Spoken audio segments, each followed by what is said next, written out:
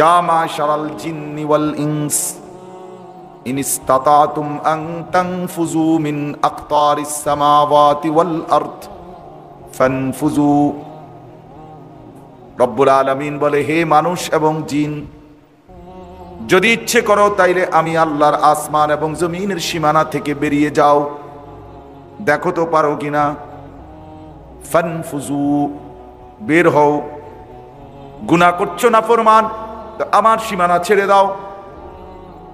সেজদা দিবা না ফরমান আমাকে, পড়বা না মাগরিব ফজর জোহর আসর, তাইলে বেঈমান সরো আমার এলাকা থেকে, বাইরে বেটা।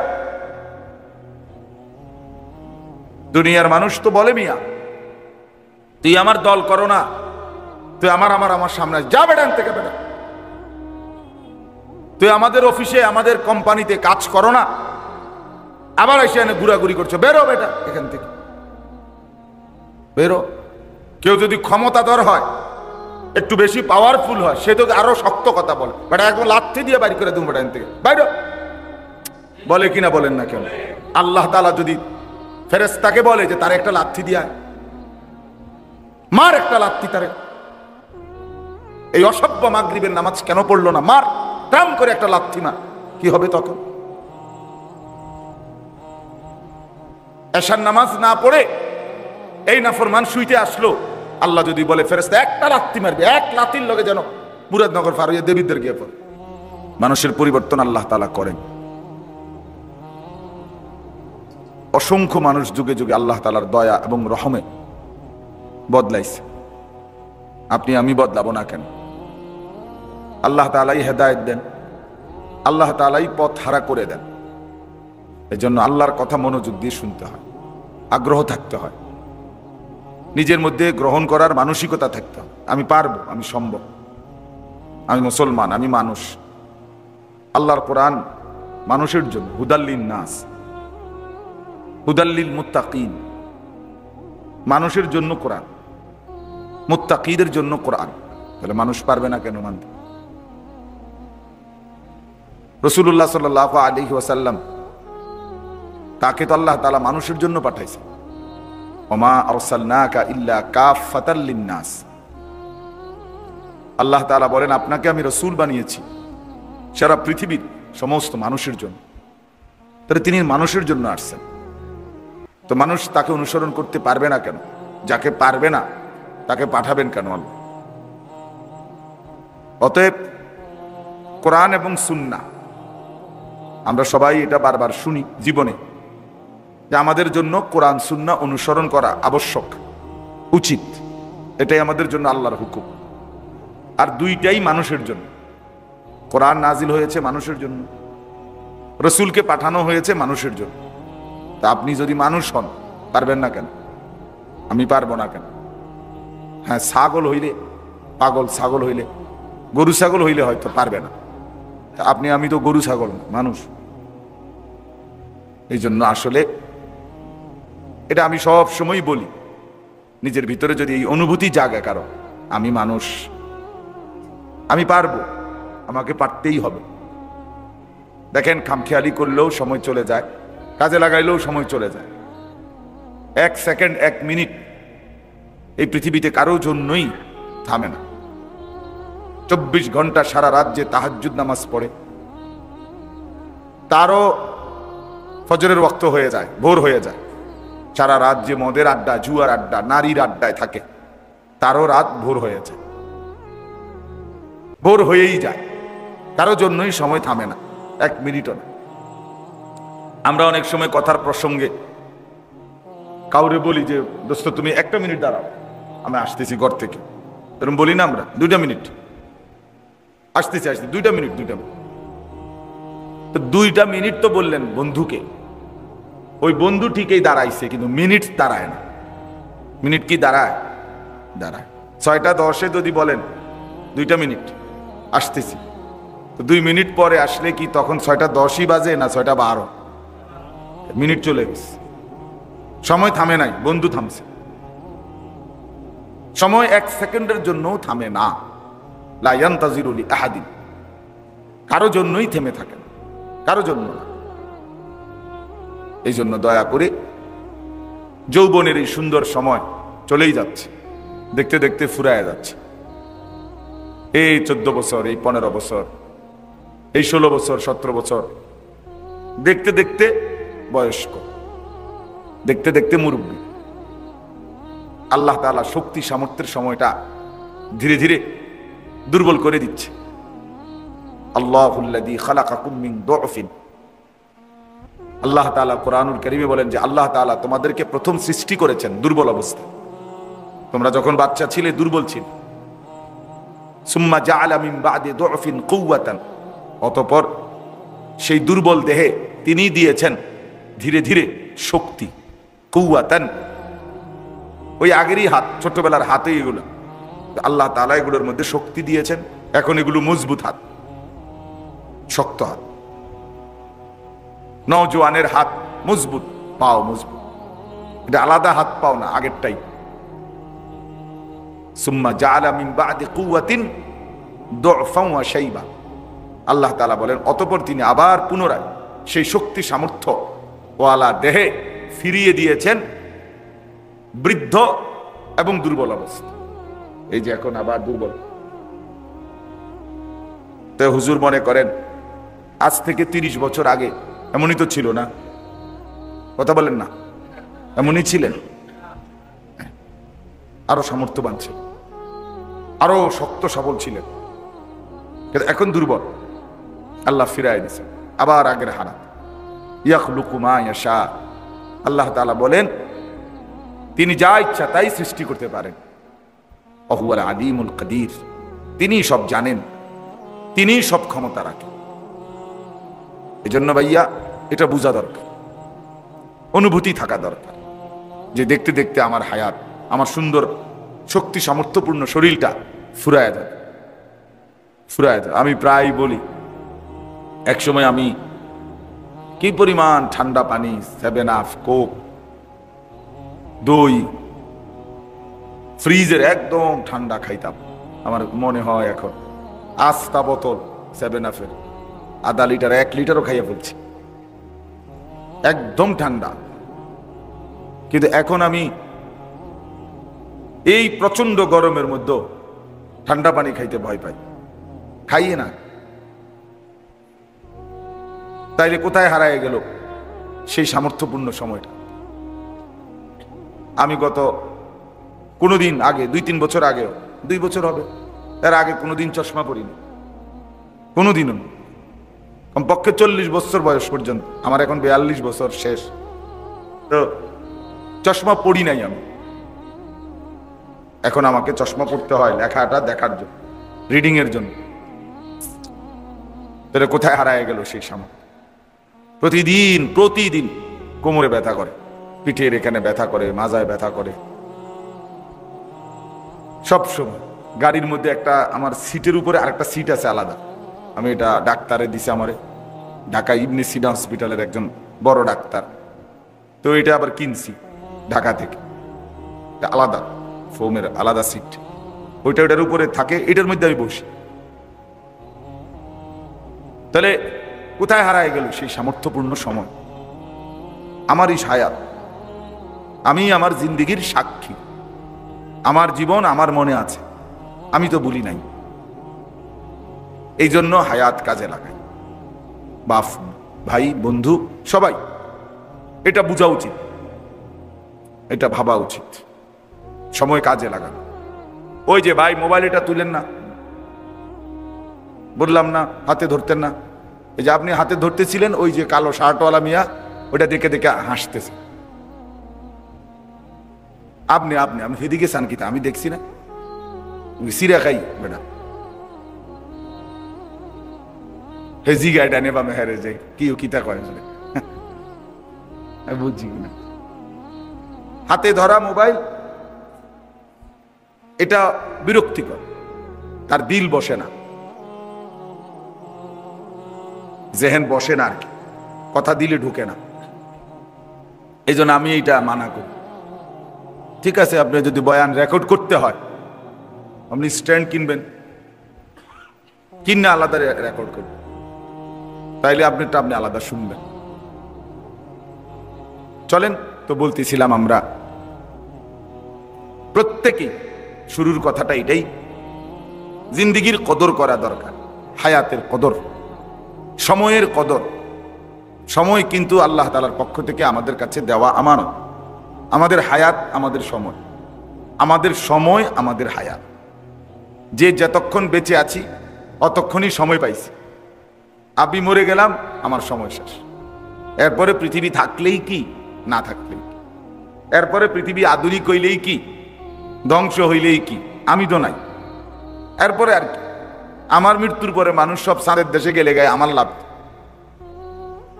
ঠিক না? আমার কি ফায়দা এখানে? আমার হায়াতে আমি যা করতে পারলাম তাই আমার লাভ পাওয়া। তাই এই জন্য এটা দয়া করে বুঝতে হবে।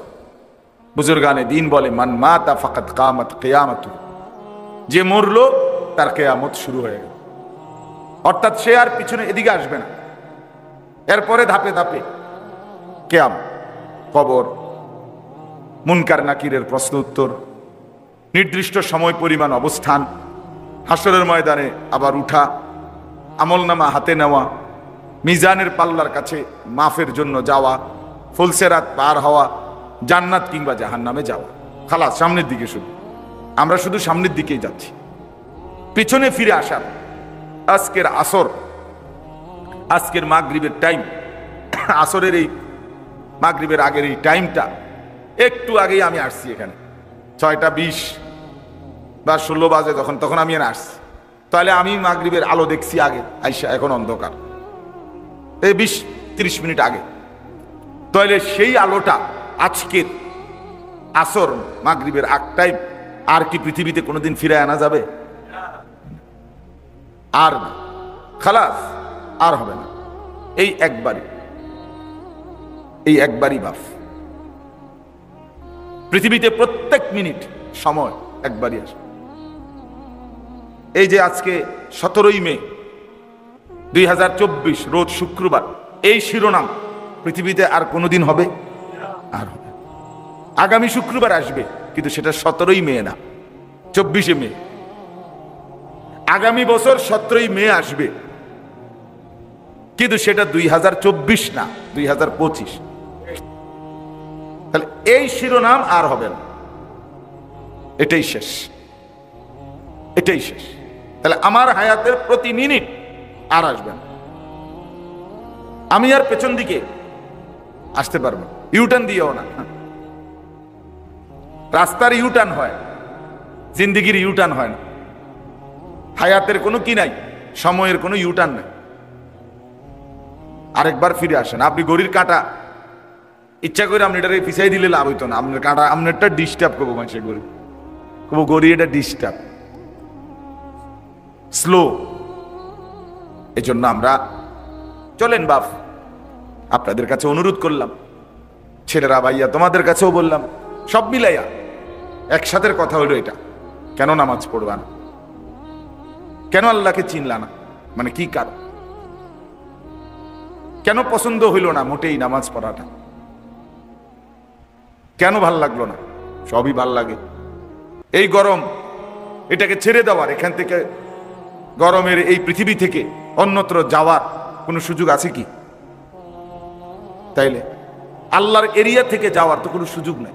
আল্লাহকে বাদ দিলাম কেন? ইয়া মাশারাল জিন্নি ওয়াল ইনস ইন ইসতাতাতুম আন তানফুযু মিন আকতারিস সামাওয়াতি ওয়াল আরদ ফানফুযু।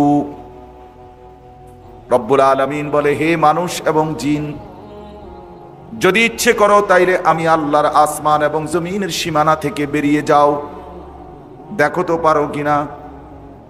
ফানফুযু, বের হও। গুনাহ করছো না ফরমান, তো আমার সীমানা ছেড়ে দাও। সেজদা দিবা না ফরমান আমাকে, পড়বা না মাগরিব ফজর জোহর আসর, তাইলে বেঈমান সরো আমার এলাকা থেকে, বাইরে বেটা।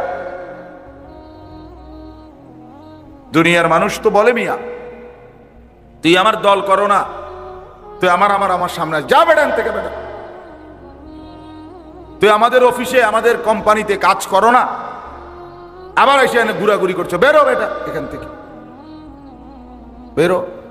কেউ যদি ক্ষমতাধর হয়, একটু বেশি পাওয়ারফুল হয়, সে তো আরো শক্ত কথা বলে, বেটা একদম লাথি দিয়ে বাড়ি করে দেবো বেটা এখান থেকে বাইরে, বলে কিনা বলেন না কেন?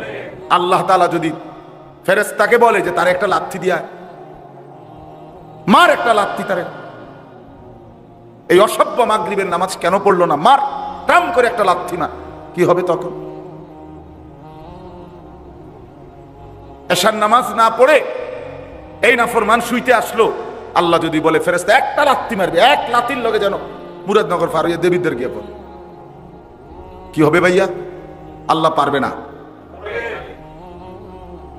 কি পরিমাণ ইহসান ও করম রবের, আল্লাহ তাআলা কি পরিমাণ দয়া, কি পরিমাণ দয়া। দেও, বসাও না, ও ভাইদেরকে বসতে দাও, কোনো না কোনো সুরতে বসাও, সলিমুল্লাহ মৌলানা বসাও ওদেরকে, ওখানে আর একটু আগায় দাও, বেশি আগান যাইতো না, গরমের কারণে ইচ্ছা করে না আমি কই না যে আরো সাফান, কেমনে কই বেটা করে, ও হুজুর আমার এটা কোনো বিচার নাই আপনার ভিতরে, গরম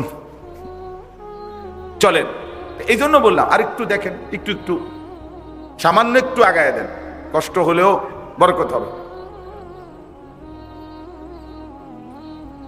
এই জন্য আমি অনুরোধ করলাম, বাপ সবাই একটু একটু আগায় দেন, একটু আগায় দিলে আরো 10 জন ভাইও যদি বসতে পারে সওয়াব পাবেন। এই 10 জন মানুষের বসার সওয়াব আপনারা পাইবেন ইনশাআল্লাহ। সামান্যটুকু জায়গা, বেচারার যেটুকু সামর্থ্য চেষ্টা করছেন, হুজুর আমার মুরব্বী, যেতটুকু সামর্থ্য ছিলেন এতটুকুই করছেন। আল্লাহ তাআলা মাদ্রাসার জন্য বড় সড়ো জায়গার ইন্তজাম করে দেন, আল্লাহর জন্য কিছুই না। ওমা যালিকা আলাল্লাহি বিআজিজ, আল্লাহ তাআলার জন্য এটা মোটেই কঠিন নয়। তো বাপ, আমি 2টা আয়াত পড়ছি, আয়াতগুলো এখন বলতেছি, কিন্তু মূল আপনাদের কাছে প্রথম কথা আমি বলে নিলাম, দয়া করে জিন্দেগি কাজে লাগান। কেন গাফলতি করবেন? এটা কেমন ইনসাফের কথা? মানুষ এত বিবেকহীন হবে কেন? মানুষ তো আর জানোয়ার না, মানুষ তো কুকুর না, বিড়াল না, শূকর না, মানুষ তো গরু ছাগল না, মানুষ। অতএব সে তার মালিককে চিনবে না কেন? আল্লাহকে সেজদা দেবে না কেন? কি লাভ? নামাজ না পড়ার দ্বারা কি বেনিফিট? আল্লাহকে নারাজ করে লাভটা কি? কি হলো? আল্লাহ তাআলা কোন দিকে আমাদের লস করে দিলেন? তার চাইতে বেশি বড় দাতা কে আমাদের? তার চাইতে দয়ালু মনিব কে? 24 ঘন্টা যিনি আগলাইয়া রাখেন আমাদেরকে, সেই আল্লাহ। তার বন্দিগিটুকু ভাল লাগলো না, কেমন হইল এটা? আল্লাহ আমাদেরকে বুঝার তৌফিক দান করে। ইয়া আইয়ুহাল ইনসান মা গাররাকা বিরাব্বিকাল কারীম। রব্বুল আলামিন বলেন, হে মানুষ, আমার মতো দয়ালু মেহেরবান মনিব থেকে কে তোমাকে ধোঁকা দিয়ে ভুলিয়ে দিল? এমন মেহেরবান মাওলা তুমি কই পাবা? এমন দয়ালু মালিক তুমি কই পাইবা? কে তোমাকে ভুলায় দিল? সারাদিন যে বন্ধুর সাথে আড্ডা দিলা, সে তোমাকে কি দিল? যে মোবাইলটার উপরে জীবন উৎসর্গ করে দিলা, নাচ গান ছবি আর ফুর্তি, আর এই মোবাইলের উলঙ্গ ছবি, এর মাঝে কি পাইলা? শেষ পর্যন্ত অর্জন কি? টাকাও গেল, এমবিও গেল, শরীরও গেল, যৌবনও গেল, সব হারিয়ে পথের কাঙ্গাল ছাড়া আর কি হলো? আর কি মিলল?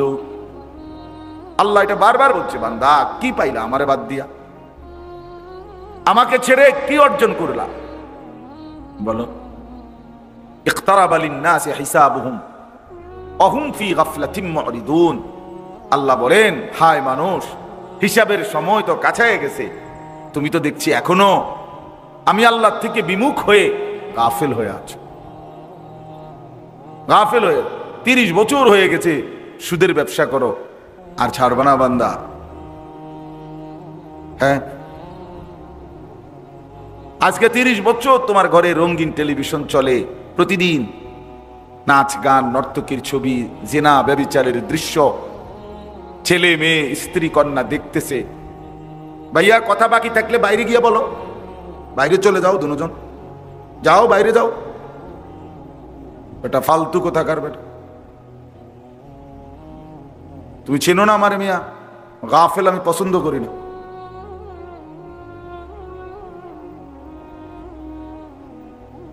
বহুত মানুষ বসতে পারতেছে না, তোমার কথা বাকি থাকলে তুমি যাও, আর দুইটা মানুষ বসবে এখানে।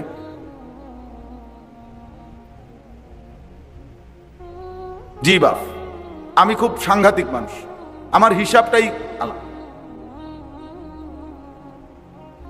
প্রত্যেকটা মিনিট আমাদের জিন্দিগির অংশ। এটা গাফলতের এই জিন্দিগি কখনোই শেষ হবে না। খামখেয়ালি কি কখনোই শেষ হবে না? কি আশ্চর্য কথা!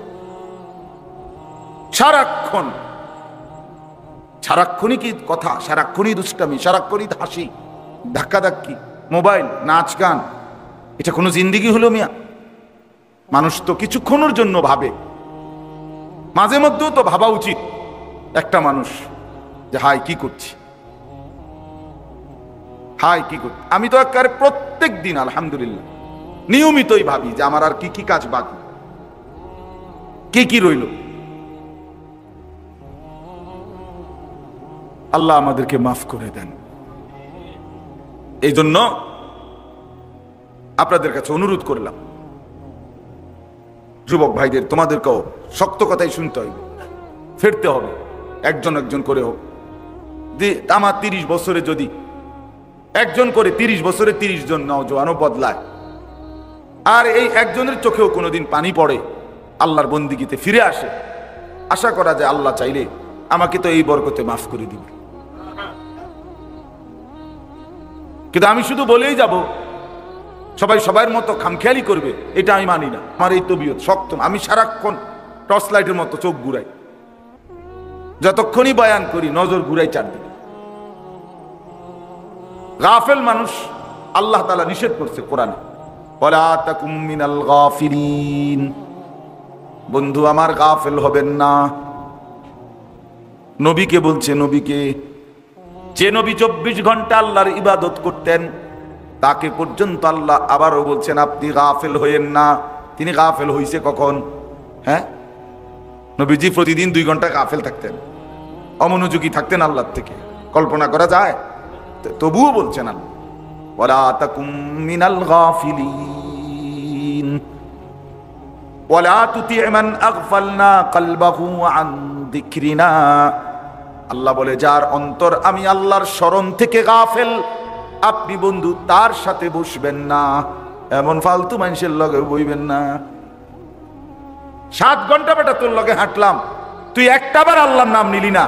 আসরের নামাজ, মাগরিব, এশা, 3 ওয়াক্ত নামাজের টাইম চলে গেল, তুই একবারও বললি না আসর, মাগরিব, এশা না, কোনো নামাজ না, আল্লাহ, খোদা, কোনো কিছু, শুধু আড্ডা, শুধু হাসি, শুধু ঠাট্টা, শুধু মস্কারি, শুধু বেডি, শুধু মোবাইল, শুধু ছবি, শুধু ছবি, এইটাই করে 7 ঘন্টা 5 ঘন্টা যার সাথে চলার কারণে তোমার জীবন থেকে চলে গেল। এটা ফালতু লোক বেটা, এটা বাজে ছেলে বেটা, অসভ্য,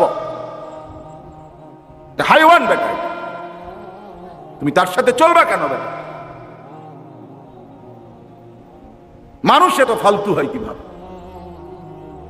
মানুষ এত গাফেল হয় কি? মানুষের বিশ্রাম দরকার, তো বিশ্রাম কি আমরা নেই না? বিশ্রাম কি আলেমরা, ওলামারা, আউলিয়ারা কেউ নেয় না? মানুষের বিনোদন দরকার, তো হালাল স্ত্রী আছে না?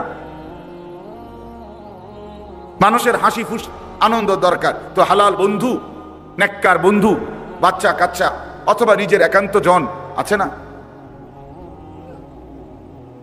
তাইলে এটা কেমন কথা? এটা কেমন আড্ডা? এটা কেমন বন্ধুত্ব? এটা কেমন ফ্রেন্ড?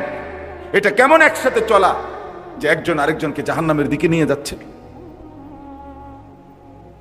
আল্লাহ নিষেধ করছে, বলে আতুতিয়া, এমন অপদার্থের লগে বসবেন না, এমন ফালতু মানুষের সাথে বসবেন না।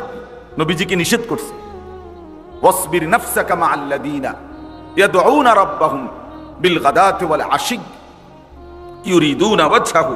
আল্লাহ তাআলা বলছেন, হে নবী, দিবানিশি আপনি তাদের সাথে থাকবেন যারা সকাল সন্ধ্যায় সর্বদাই আমার সন্তুষ্টির জন্য, আমি আল্লাহ তাআলার জিকির, আমার বন্দিগি এবং আমাকে ডাকে, আমাকে নিয়েই ব্যস্ত থাকে। তাদের সাথে চলবেন। কোরআনে আল্লাহ বলছেন তাদের সাথে উঠা বসা করবেন। আল্লাহ আমাদেরকে বুঝ দান করেন। কোরআনুল কারীমের 4 নম্বর পারা 3 নম্বর সূরা। সূরাটার নাম সূরায়ে আলে ইমরান। এই সূরার 2টি আয়াত 96 97 আপনাদের সামনে আমি তেলাওয়াত করেছি। যেহেতু এখন হজ এবং কুরবানি এটারই মৌসুম, হজের মাস, এবং সামনে আমাদের জন্য কুরবানিও। তো বিশেষ করে হজ্জের মৌসুমে ওলামায়ে কেরাম, মসজিদের খতিব সাহেবগণ, মাহফিলের বক্তা ওয়াইজগণ এই মৌসুমে যখনই বয়ান করে স্বাভাবিকভাবে হজ্জের উপরে, কুরবানির উপরে আল্লাহর বান্দাদেরকে বয়ান করে, কথা বলে। কারণ শীত সিজনে যখন আমাদের অঞ্চলে ব্যাপক মাহফিল হয়, বড় বড় সম্মেলন হয়, মাহফিল হয়, স্বাভাবিকভাবে আমাদের দেশে তো শীত মৌসুমের ওই 5 মাস 4-5 মাস প্রতিদিন বড় বড় বিশাল বিশাল সম্মেলন হয়। আলহামদুলিল্লাহ, অনেক বক্তারা বয়ান করে, ইন্তেজামও বড় হয়, 2, 4, 5, 10 লাখ টাকা খরচ করে বড়সড় আয়োজন হয়। কিন্তু ওই সময় যেহেতু হজ্জের মৌসুম থাকে না, স্বাভাবিকভাবে কুরবানি হজ এই নিয়ে আলোচনা তেমন একটা হয় না। এই সময়টাই জন্য ওলামায়ে কেরাম রমজানের পর থেকে কুরবানির আগ পর্যন্ত বেশি হজের বয়ানের উপরে আল্লাহর বান্দাদেরকে উৎসাহিত করে, যাতে করে মুসলমানের ভিতরে প্রেরণা জাগে, উৎসাহ জাগে আল্লাহর ঘর জিয়ারতের, আল্লাহর ইবাদত পালনে। মনে রাখতে হবে একটা বিষয়, মানুষ মাত্রই স্বাভাবিকভাবে অর্থ, টাকা জমিয়ে রাখা, টাকা খরচ নিজের একান্ত প্রয়োজন ছাড়া অন্য কাজে খরচ করতে চাওয়া, এটা মানসিকতাটা কম। মানুষ স্বভাবজতভাবেই মানুষের মধ্যে কিছুটা কৃপণতা, কারো কম কারো বেশি, কিন্তু এটা মানুষের মধ্যে থাকে। এই জন্য কোরআনুল কারীমের মধ্যে ইনফাক ফি সাবিলিল্লাহ, আল্লাহর রাস্তায় আল্লাহর দেওয়া সম্পদ থেকে খরচ, ব্যয়